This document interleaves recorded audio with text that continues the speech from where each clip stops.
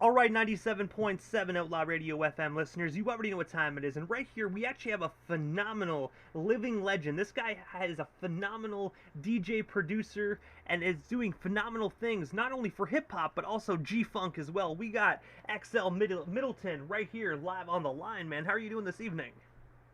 Oh man, I'm all good, man. What's good with you? Oh man, doing best I could possibly be down here in Canada, man. Just enjoying the last month of our Canadian summer before we start getting that rain and then of course the snow follows, man. But you're out there in California, so of course you have summer all year round, and I gotta just by me saying that, I'm already getting a little bit jealous. Yeah, that is how it is indeed. But I know you're a busy guy, XL, so I'm going to dive right into this broadcast. But I want to take you back to the beginning of your amazing career this far. And I have to ask, man, because obviously you're so infused with it, just within G-Funk music, man, and you're very good at what you do, man. So I have to ask, what originally inspired you to pursue a career just within G-Funk itself, man? Because it's such a unique sound. Oh yeah, definitely. And I started coming up at a time where like that sound was considered like outdated, and I felt like that was the perfect time to really step in and represent that sound because everything always comes around in a circle, so it was just like a matter of waiting, and in the meantime there's a big international community that's there for G funk and for funk music at large. So I was, just fortunate enough to be able to basically. And I gotta say as well, because obviously, like you said, me personally, I never knew that actually G Funk was outdated. I always just thought it was a very unique genre of music. Like when you actually got into that, did anybody ever actually walk up to you or tell you like, hey man, like you should really broaden your horizons rather than just G Funk, or did you just, or was everyone fully supportive of what you were doing at that time at the beginning?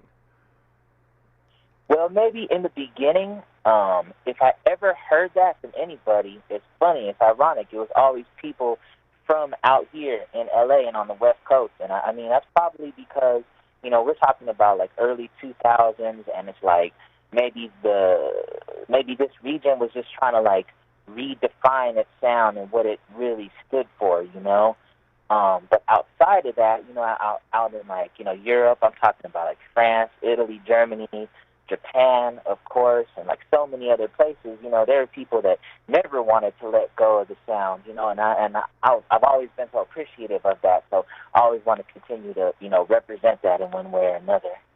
And I gotta say, I definitely agree with that. A lot of the people overseas, they love that G-Funk sound. And I know one of the record labels out there in Japan that's really putting it down. It's Alameda Records, man. They did some phenomenal work with the Dove Shack and many other artists as well. They're really keeping that G-Funk alive. Yeah, yeah. Shout out to Alameda. Yeah, absolutely. They've been really supportive of like all of the releases I put out over the years. And also as well, December 31st of 2003, you actually released the amazing 16-track album titled Matthew Middleton for President, where you actually went under the name Extra Large. I was wondering if you can actually just tell our listeners the story behind this earlier released album, and of course, is it actually still out there to be purchased or, of course, re-uploaded just to streaming media platforms? Yeah, yeah, that's a tough one to come by these days. But yeah, that was one of my earlier albums. I was going by the name Extra Large at the time, and basically just had to, just change it because of like trademark issues and stuff. So I created the new name XL Middleton, and yeah, that was like the second album that I had put together.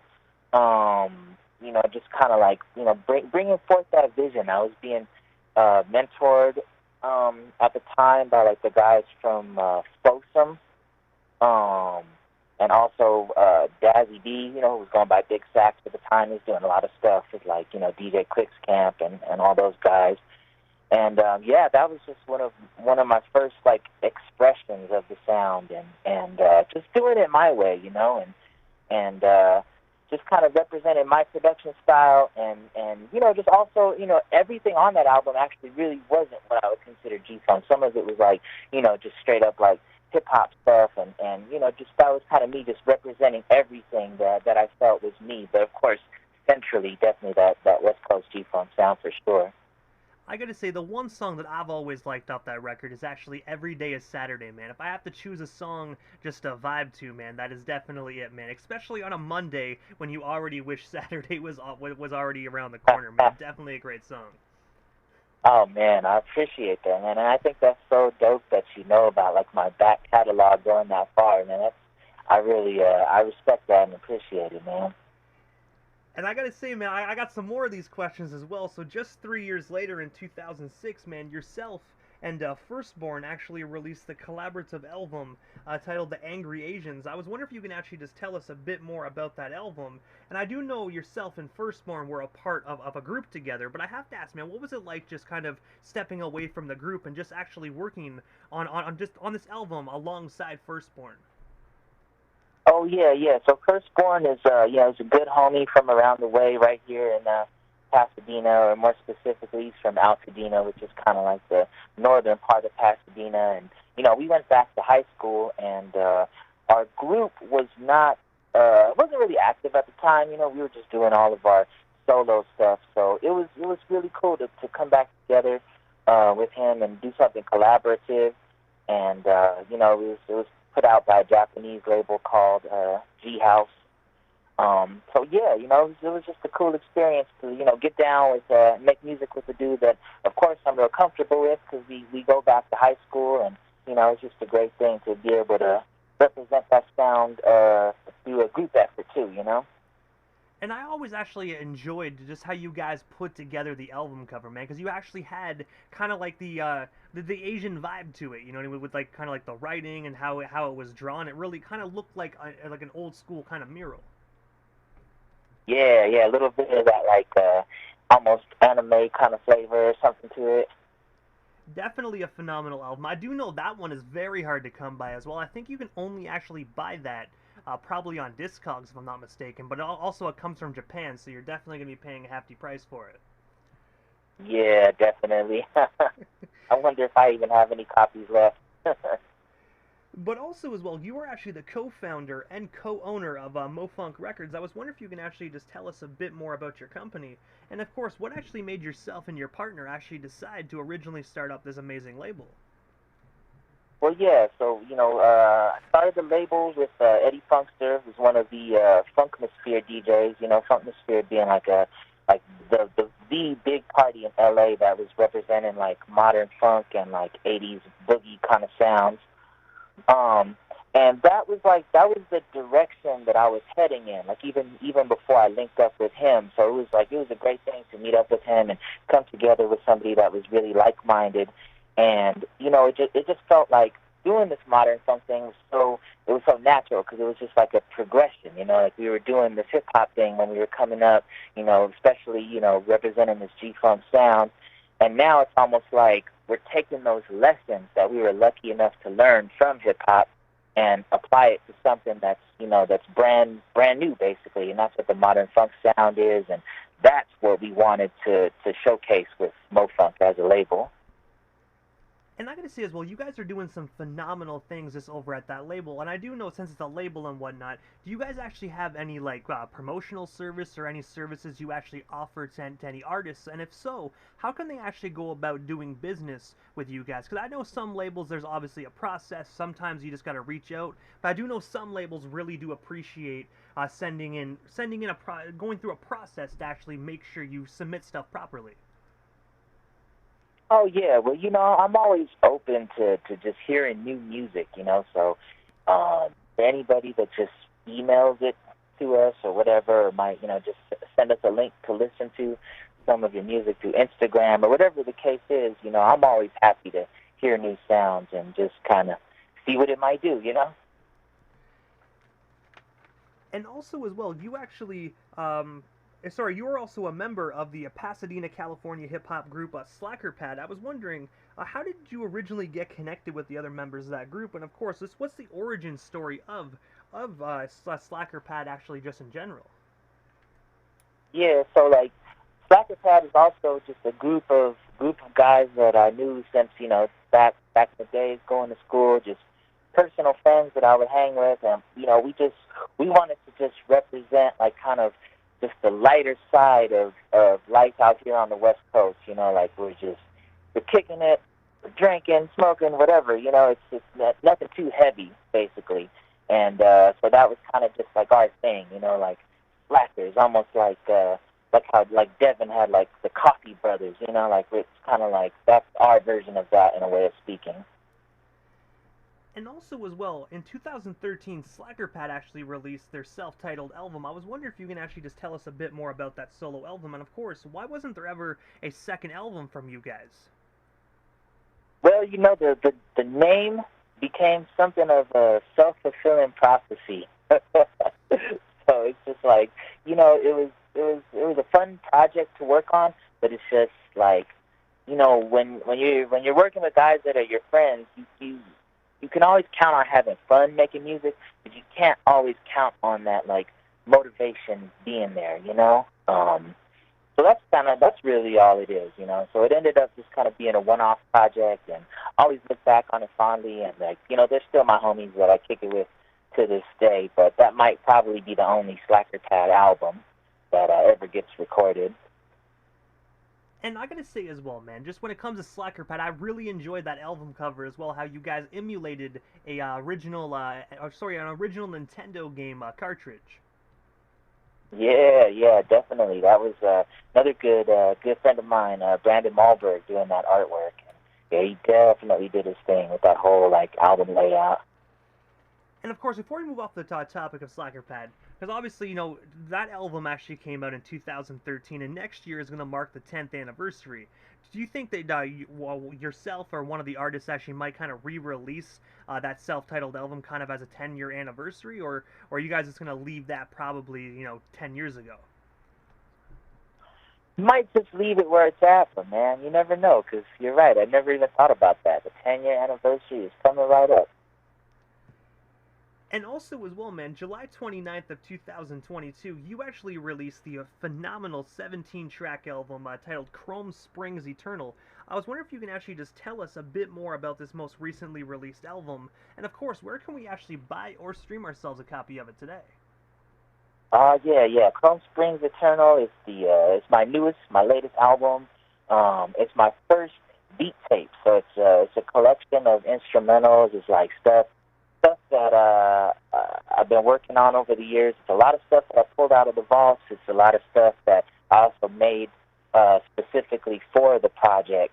So it's kind of like a little like a retrospective of like all of my production over the last say like 15 or so years. But it's just, you know, it's a lot of tracks that it's like things that I love. There just never was a vocal that was put to them, and I just decided that I didn't want that to be the reason why people never hear these sounds. So I decided to kind of compile it all together, and that's what became Chrome Springs Eternal. And you know, it's out, it's streaming everywhere. We had a cassette that we actually released that sold out, but we're working on vinyl. We got a vinyl in the works. Should be on the way in about, I would say, 2 months. And when it comes to this beat tape, I have to ask, because me personally, I'm just a DJ and whatnot, and I just do interviews, so I have to ask, when artists like yourselves release these beat tapes, are these instrumentals, sorry, are they actually able to be licensed and actually used by other artists, or are they just strictly for people's listening pleasure? You know, I would absolutely be open to like, you know, fleshing out any of those songs with some vocals if the right artist just reached out.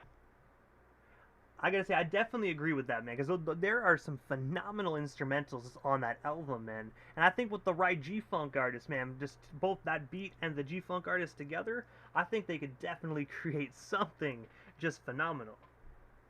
Yeah, man, I appreciate that, and that's definitely something I'm gonna keep my mind on, definitely. And also as well, man, recently, your most recent single, Daydreaming, was actually released August 12th. You actually released alongside Saucy Lady. I was wondering if you can actually just tell us a bit more about that collaboration, and of course, what was it like just working alongside Saucy?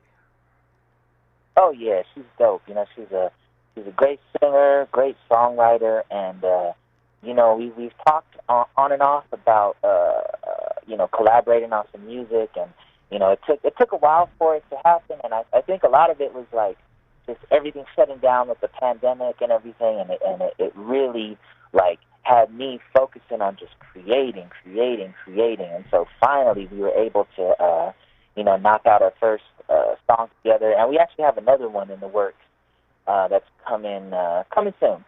Another track, and maybe in time we'll probably maybe work on a whole album together. You never know. And I gotta say as well, for the listeners that haven't actually had the opportunity to hear this song, I actually have it locked and loaded, ready to be played immediately following this broadcast here on the Canadian FM dial. So if they haven't heard it, they're definitely going to hear it here first. Oh yeah, let's go. And also as well, August 18th and 19th, you actually have two shows across the state of Texas. I was wondering if you can actually tell our listeners a bit more about these two up-and-coming concerts. And of course, what can we expect from the XL Middleton portion of these two shows? Oh yeah. So yes, I'm performing with Monica, Austin, August 18th, and San Antonio, August 19th, and the Austin show, I'm excited about both of those shows, but especially the Austin show. It's dope because we are performing alongside the legendary Sugar Free. Desi Hollow is going to be there. Got some of the other really, really dope artists in the modern funk scene. Ivan Maxwell, Mofak, Vapor Caves, Jolie Davenport, Austin Boogie Crew. So yeah, it's going to be a good time. Both of those get downs are going to be a real good time. I gotta say, you could never go wrong with Sugar Free as well. I had the opportunity to chop it up with him last year, and I gotta say, he's definitely a fun person to talk to. So I can only imagine what it'd be like partying with Sugar Free just face to face and being able to talk to him. Oh yeah, absolutely. $1 million mouthpiece right there.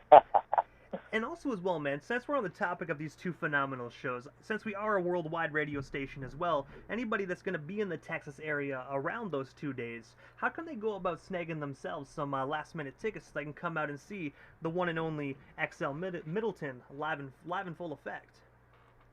Oh yeah, there's tickets available, I believe, through Eventbrite. If I got that mistaken, I know it's only a Google search away, but I believe that the links to get the tickets are on Eventbrite. So yeah, just if you just Google XL Middleton, Sugar Free, Austin, something like that, I'm sure you'll be able to get to the link real easy.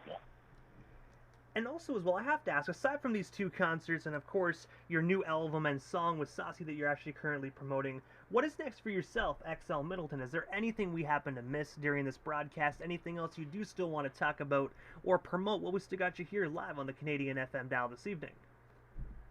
Oh yeah, absolutely. Well, of course, you already covered the new one, the Calm Springs Eternal.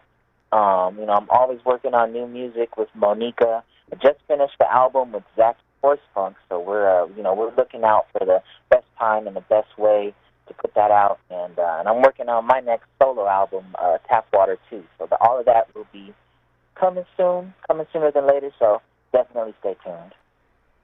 And I gotta say, first and foremost, XL, this is the time in the interview quickly that I give a chance for the individual that does slide into the radio station airwaves, just a chance to give shoutouts to whomever they want to give shoutouts to, but most of all, your social media handles. That way our listeners can follow you and stay updated on everything you got going on if they're not already doing so.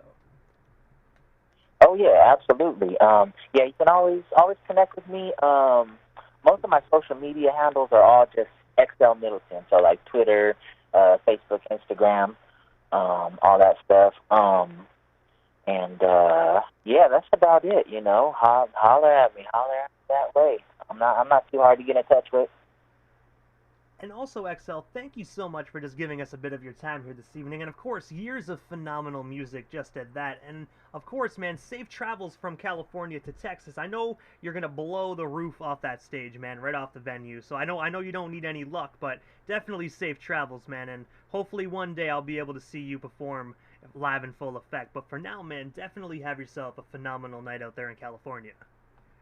Hey, I appreciate it so much, and hopefully I'll be back up that way in Canada. I was just in Montreal a couple months ago and might be back there, and hopefully I'll get to Toronto as well. So yeah, hopefully. Hey, most definitely sounds good. And since we're connected and whatnot as well, the moment I actually know you're in Canada, best believe I'll be snagging my tickets, XL. Thank you so much again. Right on, man. Appreciate you. Appreciate you as well.